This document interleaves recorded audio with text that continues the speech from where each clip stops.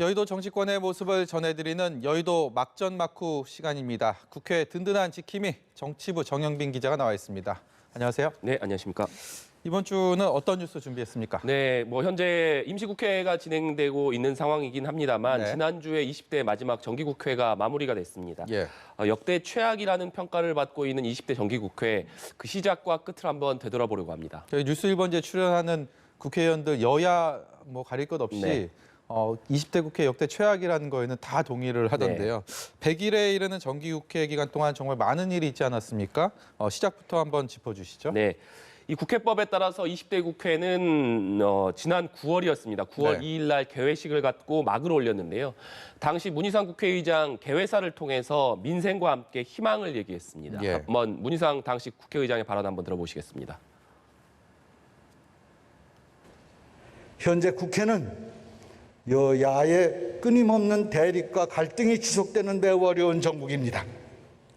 그렇더라도 이번 정기국회를 통해서 앞으로 잘 될 것이라는 희망을 말씀드리고 싶었습니다.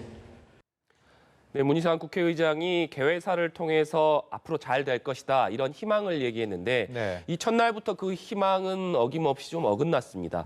이 상황을 되돌아보자면 당시 조국 법무부 장관 후보자의 인사청문회가 무산된 상황이었는데요.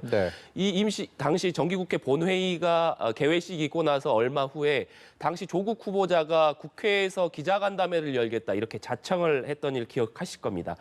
당시에 이 국회에서 이 조국 후보자가 기자간담회를 열겠다라고 이렇게 밝히면서 야당은 강력하게 반발을 했었는데요.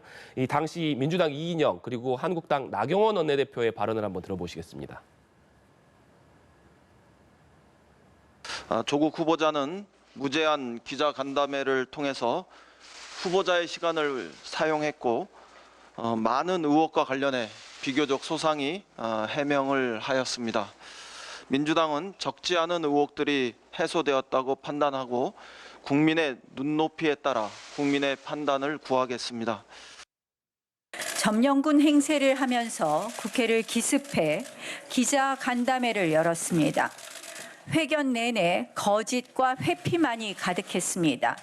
오죽하면 저희가 즉각 팩트체크에 나섰겠습니까?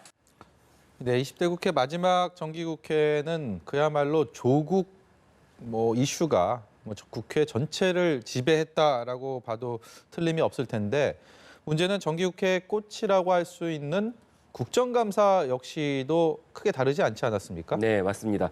20대 정기국회 초반은 말 그대로 조국 블랙홀에 빠진 상태가 지속해서 이어졌다. 이렇게 평가를 해도 과언이 아닐 텐데요. 말씀하신 것처럼 20대 국회 마지막 국정감사는 이 정기국회 개회식이 있고 나서 한 달 뒤인 10월 2일부터 시작을 했습니다. 국정감사 당시에 가장 많이 사용됐던 말이 무엇인지 생각해 보면 조국. 네, 그렇습니다. 이 조국 국감된 그러니까 조국 국감된 서울대 국감, 조국 국감된 법무부 국감, 조국 국감된 금융위 국감. 그 국정감사 초반에는 언론 보도들의 제목이 대부분 이런 내용이 될 정도로 조국이 들어가지 않는 국감은 언론 보도에서 다뤄지지도 않지 않았습니까? 그 정도로 이 조국 블랙홀에 빠진 국감이 이어졌습니다. 국정감사라는 것이 원래 입법부가 행정부를 감시하고 견제하는 기능을 하기 때문에 이 국정감사가 바로 정기국회의 꽃이라고 불리기도 하는데요. 지난해 국정감사 당시에는 민주당 박용진 의원이 국정감사 기간에 이 사립유치원 비리를 폭로하면서 언론의 주목을 받았고 국민들의 높은 지지를 받기도 했습니다. 그만큼 여야 모두에게 이 국정감사는 어떻게 하느냐에 따라서 이 국민적 관심을 받을 수 있고 또 의원 개개인이 이 언론의 스포트라이트도 받을 수 있는 좋은 기회가 될 수 있습니다. 그런데 올해 국정감사는 그야말로 이 조국 전 장관에게 이 포커스가 집중되면서 조국 장관과 관련된 이슈들만 쏟아졌습니다. 이 각 상임위에서 이어졌던 조국 장관 관련 여야 의원들의 발언을 한번 들어보시겠습니다. 조국 전 민정수석이 등록한 이 펀드의 운용 형태가 조국 씨 딸이 아니면 이게 가능한 일이겠죠. 상임위를 막론하고 조국 전 장관과 그 가족에 대한 여러 가지 의혹들이 국정감사에 쏟아져 나왔는데요. 이 국정감사 기간에 이 피감기관과 의원들의 어떤 공방이 아니라 이 조국 장관과 관련된 이슈들이 계속해서 집중되면서 국정감사장이 민주당 의원들과 야당 의원들 간 공방이 집중되는 이런 일을 볼 수 있었습니다. 당연히 여야 간 이 대치가 날이면 날마다 계속됐는데요. 이 때문에 국정감사장의 막말과 고성이 등장해서 국민들의 눈살을 찌푸리게 하기도 했습니다. 당시 논란이 됐던 발언들을 한번 들어보시겠습니다. 예. 문 대통령 탄핵됐을 때 이미 탄핵됐을 의원들이 한두 명이 너 뭐라고 얘기했어? 의원님. 무슨 말을 듣어요? 이게 지금 뭐 하는 짓이야 지금? 동료 의원들한테 뭐라고? 탄핵될 때 탄핵될 의원들이라고? 누가 당신한테 자격 받았어? 위원장님 웃기고 하면은 정말. 네, 당시 국감기간에 논란이 됐던 이 막말과 고성 다시 한번 들어보셨는데요. 결국 이 조국 장관이 국정감사가 진행되던 10월 14일에 전격 사퇴를 했습니다. 임명된 지 35일 만이었는데요.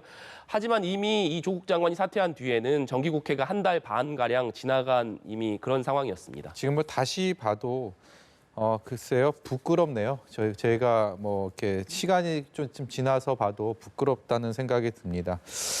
이 이른바 조국 국감, 조국 정기국회를 거치면서 진영 논리는 점점 더 갈등의 골이 깊어졌고 결국은 서초동, 광화문 이렇게 나눠서 광장의 정치가 또 올 하반기를 강타했습니다. 네, 말씀하신 것처럼 이 정기국회 기간에 이 서초동 촛불 집회 그리고 광화문 집회 이렇게 이 양쪽 진영 간의 집회가 나뉘면서 이 진영 간 세대결 양상이 벌어지기도 했습니다. 서초동에서는 검찰 개혁을 촉구하는 집회가 주말마다 이어졌고요. 광화문에서는 오히려 조국 장관을 비판하는 그리고 문재인 정부를 비판하는 그런 집회가 이어졌는데요. 뭐 기억하실 겁니다. 민주당과 한국당이 서로 상대방이 참여한 집회 인원 수가 뭐 10만이다, 100만이다, 그렇죠, 예. 뭐 이런 숫자를 놓고 공방을 벌이기도 했었는데요.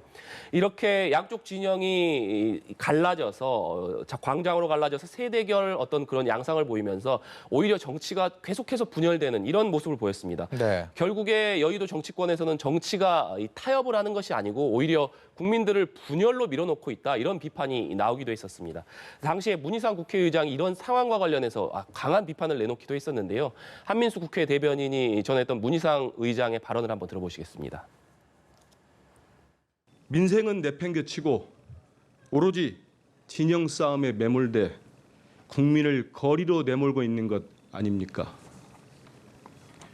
국회가 갈등과 대립을 녹일 수 있는 용광로가 되어도 모자랄 판인데 이를 부추기는 행태에 심각한 우려를 표합니다.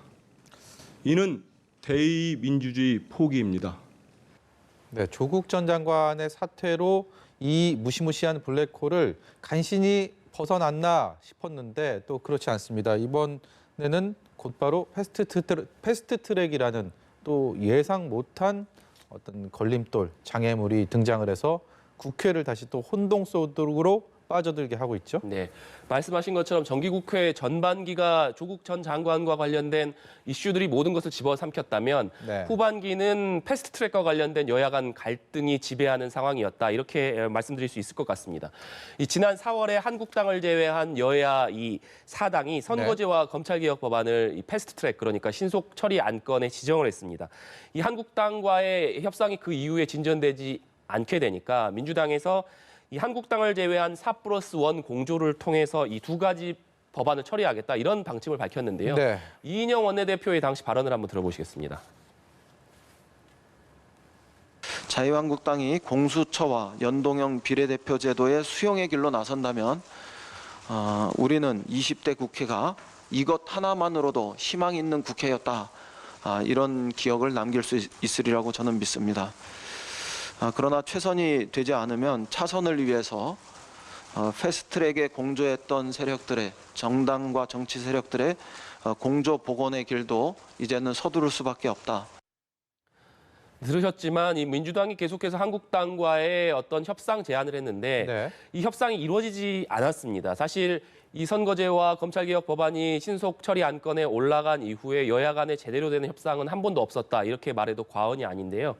이 한국당은 이 여야 4+1에서 주장하는 연동형 비례제에 아예 반대하면서 아예 이 비례제를 줄이자, 그리고 국회의원 정수를 270명으로 하자, 이런 주장을 폈습니다. 또 민주당에서 주장하고 있는 공수처 설치안은 절대 수용할 수 없다, 이런 입장을 굽히지 않았는데요. 이 때문에 이 민주당이 4+1 공조를 통해서 이 패스트트랙 법안을 처리하겠다, 이런 방침을 밝힌 것입니다. 사실 한국당을 제외하고 4+1 공조에 따른 의석수를 계산해 보면 한국당이 참여하지 않아도 4+1을 통해서 충분히 법안을 처리할 수 있기 때문이었는데요. 당시에는 이 때문에 민주당이 한국당을 협상 테이블로 끌어들이기 위해서, 강력하게 압박하기 위해서 4+1 공조 방침을 밝히고 있는 것이다, 이런 해석이 나오기도 했습니다. 네, 자유한국당에서는 일단 선거법 현재 그런 개정안, 그리고 검찰개혁법안, 공수처법에 대해서는 절대로 받아들일 수가 없다. 그래서 대화는 물론 협상의 여지도 없다라고 하면서 결국은 강력투쟁이라는 카드를 꺼내들었잖아요. 네, 그렇습니다. 그 이후에도 한국당과 민주당 사이에 별다른 협상은 진전되지 못했습니다. 한국당 입장에서 봤을 때는 이 4+1을 통해서, 이 협의체를 통해서 어떤 법안을 추진을 한다면 네. 의석수가 과반을 넘기 때문에 한국당으로서는 4+1에서 어떤 법안을 추진한다고 하면 저지할 뾰족한 수단이 없는 것이 현실이었습니다. 예. 이 때문에 방금 들으신 이인영 원내대표가 4+1 공조를 할 수 있다, 이런 방침을 밝힌 지 사흘 만에 황교안 대표가 청와대 앞에서 전격적으로 이 단식 투쟁을 선언을 했습니다. 예. 황 대표는 죽기를 각오하겠다고 강조하면서 청와대 앞에 자리를 깔았는데요. 네. 당시 황교안 대표의 발언을 한번 들어보시겠습니다. 국민 속으로 들어가서 무기한 단식 투쟁을 시작하겠습니다. 죽기를 각오하겠습니다. 지소미아 파기 철회, 공수처법 포기, 연동형 비례대표제 선거법 철회, 이 세 가지를 요구합니다. 네, 황교안 대표가 이 공수처법 포기, 그리고 연동형 비례대표 선거법 철회, 이것을 요구하면서 단식을 하는 상황이었기 때문에 한국당으로서도 협상을 할 여지는 많지 않았다, 이렇게 네. 볼 수 있을 것 같습니다. 이 때문에 지난달 25일에 한국당을 제외한 4+1 협의체가 본격적으로 가동을 시작을 했습니다. 이 당시 한국당 내부에서는 4+1에서 선거제나 검찰개혁 법안을 추진할 경우에 한국당이 현실적으로 이를 막을 수 있는 방법이 마땅치 않기 때문에 오히려 협상에 들어가서 챙길 것은 챙겨야 된다, 이런 의견이 일부 나오기도 했습니다. 그런데 황교안 대표가 단식에 들어간 지 8일 만에 의식을 잃고 병원에 실려갔거든요. 예. 이 이후에 한국당에서는 협상론은 힘을 잃었고 오히려 강경 대응 태세, 이것이 주를 이뤘습니다. 이 때문에 그때부터 여야 4+1 협의체, 그리고 한국당 간의 대립 구도가 명확하게 만들어졌습니다. 자유한국당에서는 자유한국당을 제외한 민주당과 다른 범여권 정당들 간의 이른바 4+1 협의체가 법적으로 아무 근거가 없다, 이 부분 문제를 끊임없이 파고들었습니다. 그렇기 때문에 이 4+1 협의체를 통해서 뭔가 생산적인 국회 안건들을 처리하는 것은 옳지 않다라는 주장을 펴왔거든요. 그렇게 하면서 결국 필리버스터 카드로 국회를 마비시키겠다라는 전략을 꺼내드니까 그야말로 지금의 이런 대치, 충돌이 일어날 수밖에 없는 그런 결과로 나온 거 아닙니까? 말씀하신 것처럼 여야 4+1과 자유한국당 간의 이 대립 구도가 이어지던 상황에서 이 본격적인 어떤 정면 충돌이 시작된 것은 지난달 29일이었습니다. 네. 당시에 이 여야는 29일에 본회의를 열어서 비쟁점 법안들 약 200여 개를 처리하겠다, 이렇게 합의된 상태였습니다. 그런데 오후 2시에 본회의가 개의되기로 예정돼 있었는데 네. 1시 30분에 한국당에서 의원총회를 열고 이 민생법안 모든 민생법안에 대해서 전격적으로 필리버스터를 신청을 했습니다. 네. 당시에 이 스쿨존에 과속 카메라 설치를 의무화하는 민식이법 같은 이런 민생법안들이 올라가 있었는데요. 한국당이 전격적으로 이 필리버스터를 신청하면서 이 민주당은 그야말로 이 허를 찔린 이런 모습이기도 했었는데요. 당시 나경원 한국당 원내대표의 발언을 한번 들어보시겠습니다. 평화롭고 합법적인 저항의 대장정을 시작하려고 하는 것입니다. 오늘 본회의에 상정된 모든 법안에 필리버스터를 신청하였습니다. 네, 앞서 여러 차례 말씀드렸습니다만 한국당으로서는 4+1 협의체에서 법안을 추진할 경우에 네. 막을 수 있는 이 뾰족한 수단이 이런 이 현실적인 판단이 고려된 한국당으로서는 고육지책이었다 이렇게 볼 수 있을 것 같습니다. 그러니까 본회의에 선거법과 검찰개혁 법안이 상정이 되면 이 표결에 들어갔을 때 한국당으로서는 막을 수 없다 이런 현실적 판단이 작용을 한 것인데요. 민주당에서는 이 민생 법안을 한국당이 필리버스터를 신청하면서 발목을 잡았다 이런 강한 비판을 쏟아내기도 했습니다. 네. 이인영 원내대표의 발언 한번 들어보시겠습니다. 자유한국당의 국민 거역 행위는 혹독한 국민의 심판으로 돌아갈 것입니다. 우리는 이제 자유한국당의 도발적 정치에 대해서 단호한 대응을 시작하겠습니다. 네, 지금 정영빈 기자를 통해서 20대 국회 마지막 정기국회 전후 상황들을 저희가 꽤 오랜 시간에 걸쳐서 짚어보고 있는데 네. 어쩌면 이렇게 좋은 소식들은 하나도 없을까요? 네. 정말 국민들 입장에서 유권자 입장에서 한숨만 나오는 소식들만 정리를 해봐도 반복되는 것 같습니다. 또 마지막으로 지금 드리고 싶은 질문도 예산안 처리 문제인데 이 또한 법정 시한, 법에서 지켜야 되는 시한을 지키지 않았고 통과하는 과정 역시 매끄럽지 못했다는 비판을 받고 있습니다. 네.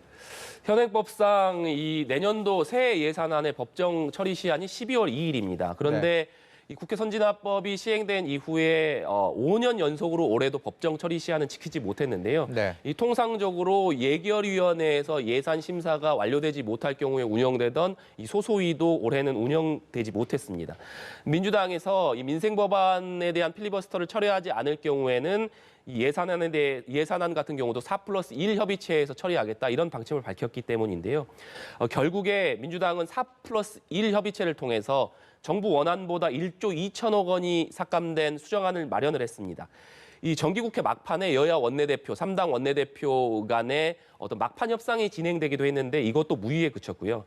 결국 정기국회가 폐회일인 지난 10일, 그러니까 마지막 본회의에서 예산안이 처리가 됐습니다. 그러니까 문희상 국회의장이 4+1에서 마련한 예산안 수정안을 전격 상정을 했고 이것을 표결에 붙이면서 재석 162명 중에 찬성 156인으로 이 처리가 됐습니다. 당연히 이 예산안 처리 과정에서 제외됐던 한국당은 반발을 할 수밖에 없었는데요. 이 한국당이 이 예산안 처리에 반발을 하면서 농성을 벌이기도 했습니다. 결국 이 예산안 처리를 마지막으로 20대 국회 마무리가 됐는데요. 네. 결국에 올해 20대 정기국회에서 민생 법안이 제대로 처리되지 않았다 이런 비판이 많았었는데 결국에 마지막까지도 민생 법안은 제대로 처리되지 못하고 여야 간 극한 대치만 이어지다가 종료되는 최악의 20대 마지막 정기국회였다 이런 평가를 받게 됐습니다. 네, 참 한숨이 나오는 정기국회 20대 국회 마지막 국회 상황을 지금까지 정치부의 정영빈 기자와 함께 짚어봤습니다. 오늘 말씀 고맙습니다. 감사합니다.